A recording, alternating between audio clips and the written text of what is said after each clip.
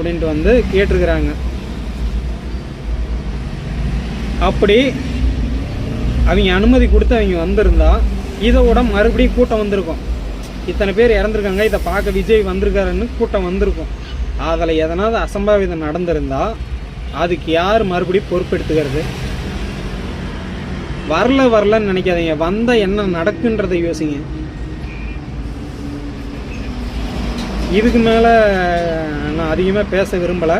இதுக்கு மேலே உங்கள் விருப்பம்தான். நீங்கள் யாருக்கு வேணாலும் ஓட்டு போடுங்க. நான் குறிப்பிட்டு வந்து இவங்களுக்கு ஓட்டு போடுங்க, இவங்களுக்கு ஓட்டு போடாதீங்கலாம் சொல்ல வரல. நீங்கள் யாருக்கு வேணாலும் ஓட்டு போடுங்க. ஆனால் இந்த மாதிரி கூட்டமாக போய் இது பண்ணாதீங்க. இப்போ 41 பேர் உயிரிழந்திருக்கிறாங்க. இதுக்கு யார் பொறுப்பெடுத்துக்கிறது?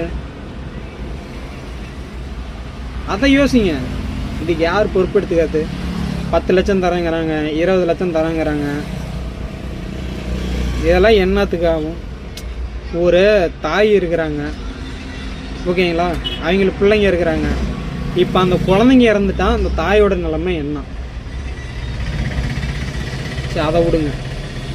இப்போ ஒரு அம்மா இருக்கிறாங்க, குழந்தைங்க இருக்குது. அம்மா இறந்துட்டா அந்த 10 லட்ச ரூபா 20 லட்ச ரூபா கொடுத்து என்ன பிரயோஜனம்? தாயோட அன்பு யாராலையும் தர முடியாதுங்க.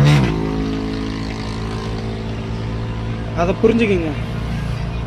இனிமேல் இந்த மாதிரி நடக்காத மாதிரி எந்த கட்சியாக இருந்தாலும் எந்த ஒரு இதாக இருந்தாலும் தயவு செஞ்சு பாதுகாப்பாக, மக்களுக்கு பாதுகாப்பாக எல்லாத்தையும் பண்ணுங்க.